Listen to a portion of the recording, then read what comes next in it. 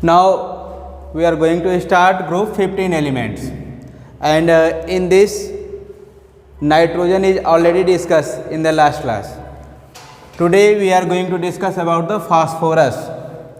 So first of all, about the phosphorus, its many allotropic forms are available, are present in the nature. Many allotropic forms. First of all, what is the allotrophs? Allotrophs are those elements which having similar chemical but different physical properties.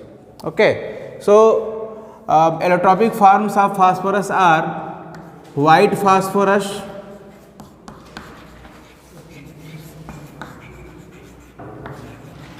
red phosphorus,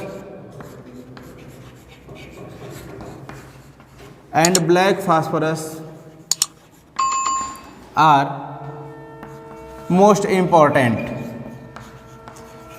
First of all, we are going to discuss about the white phosphorus. So white phosphorus is a translucent wax-like material.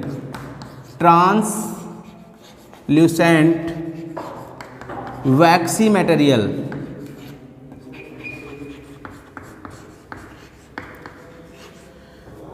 It is a water insoluble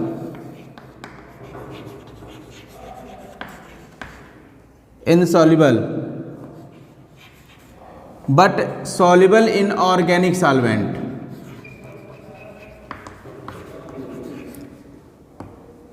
Organic solvent soluble, and it is a poisonous in nature. It is a poisonous in nature. So the main important properties of the phosphorus is when it react with,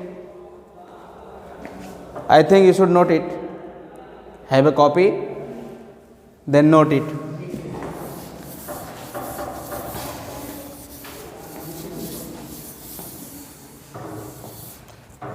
देखिए, आपको phosphorus का जो property है वो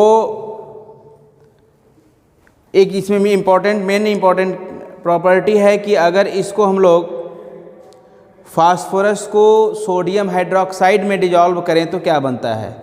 सो when we dissolve the phosphorus P4 in NaOH,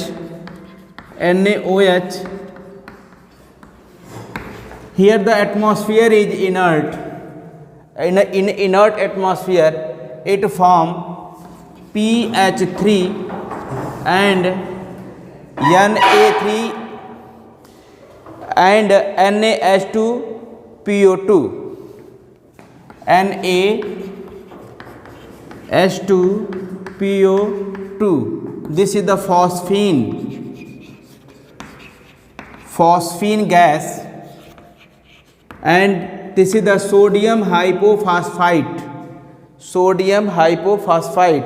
This reaction is very important for the point of view of your board examination. In this, when you react the phosphorus with NaOH solution or aqueous solution of NaOH in the inert atmosphere,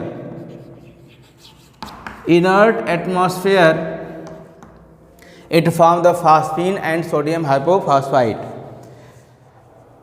देखिए, जो phosphorus होता है यह जो है कीमिलुमिनिसेंस show करता है.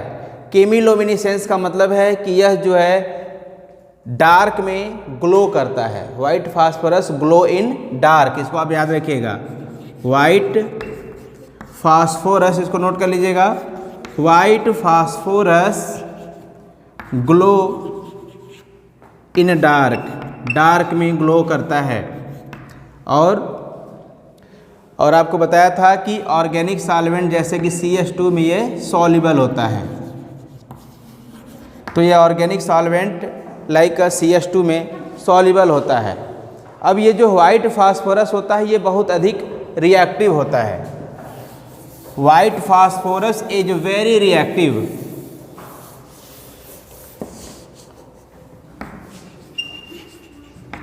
white phosphorus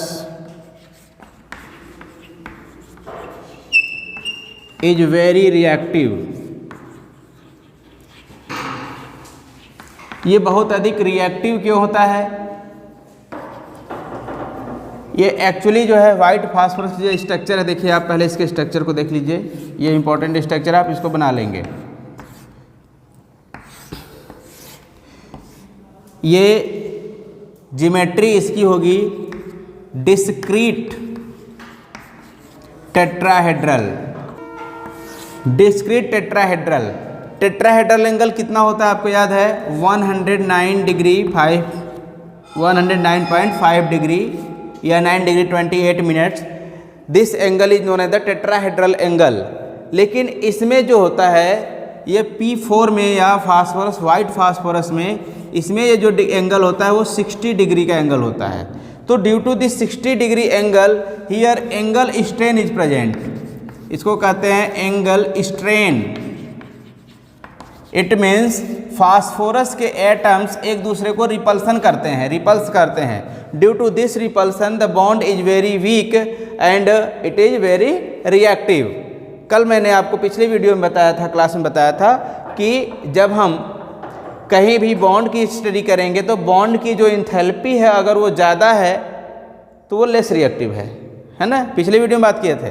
अब अगर बॉन्ड की एंथैल्पी कम है तो मोस्ट रिएक्टिव है, ज़्यादा रिएक्टिव है। इसमें जो डिग्री है, एंगल है, ये 60 डिग्री का एंगल है, एंगल स्ट्रेन है, इसलिए यह जो है रिपल्सन करता है और बॉन्ड ब्रेक करते हैं और इस तरह से ये ब्रेक करके वाइट फास्फोरस दूसरे एलोट्रॉपिक फॉर्म में बदल सकता है और या तो फिर ये जो है रिएक्शन करके कुछ बना सकता है। जैसे रूम टेम्परेचर पर ही वाइट फास्फोरस ऑक्सीजन से रिएक्शन कर जाता है, P4 ऑक्सीजन से रिएक्शन कर देता है और ये बना देता है P4O10।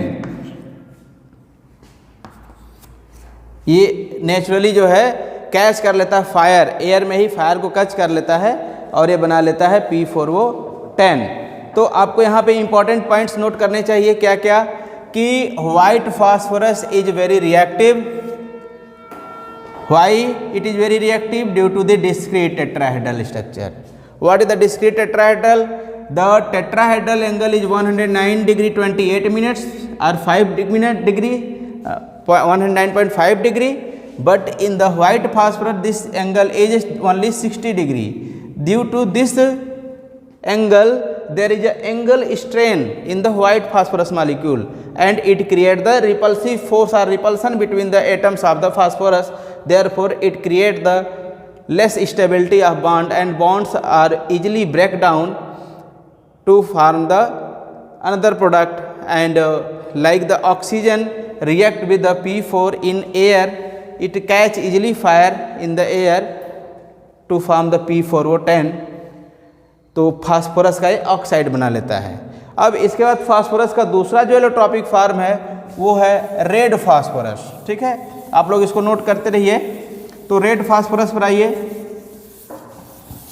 नॉर्मल क्लास की तरह पढ़िए, कोई वैसा नहीं समझिए, आप लोगों को कह रहा हूँ तो उसको चलने दीजिए और रिकॉर्डिंग हो रहा है होने दीजिए। चला रहे हैं आपने सही से? हाँ, चलने दीजिए। तो देखिए रेड फास्फोरस जो होता है यह वाइट फास्फोरस से ही बनता है। जब वाइट फास्फोरस को 573 डिग्री के मतलब 573 केल्विन पर इसको इनर्ट एटमॉस्फेयर में कई दिन के लिए रख दीजिए, फॉर सेवरल डेज के लिए रख दीजिए, तो वाइट फास्फोरस बदल जाता है रेड फास्फोरस में। और रेड फास्फोरस जो होता है वो लेस रिएक्टिव होता है। रेड फास्फोरस लेस रिएक्टिव होता है और ये नॉन पॉइजनस होता है और वाटर इनसॉल्युबल और CS सॉल्युबल होता है, CS2 सॉल्युबल होता है। देखिए क्या क्या मैंने बताया कि अगर आप वाइट फास्फोरस को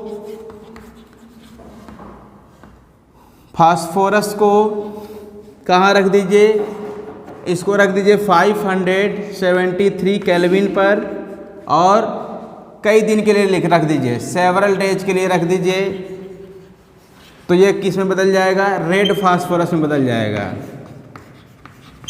अब वाइट फास्फोरस और रेड फास्फोरस में क्या डिफरेंस है वो समझिए। व्हाइट फास्फोरस जो होता है रिएक्टिव होता है या हाईली रिएक्टिव होता है। ये एग्जाम में क्वेश्चन आता है difference between white phosphorus and red phosphorus. तो व्हाइट फास्फोरस मोर रिएक्टिव होता है और रेड फास्फोरस लेस रिएक्टिव होता है। आप ध्यान रखिएगा, ये बहुत इंपॉर्टेंट है कि विच फास्फोरस इज मोर रिएक्टिव। तो white phosphorus is more reactive. Okay, फिर व्हाइट फास्फोरस जो होता है ये पॉइजनस होता है और ये जो होता है नॉन पॉइजनस होता है, ये नॉन पॉइजनस होता है।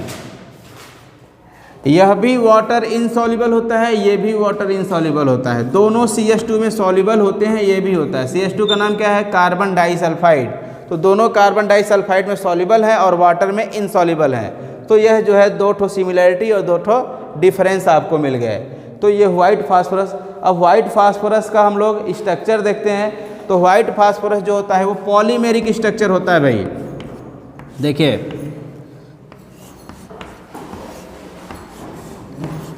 ऐसे व्हाइट फास्फोरस की स्ट्रक्चर जो है थोड़ा टेढ़ा बन गया।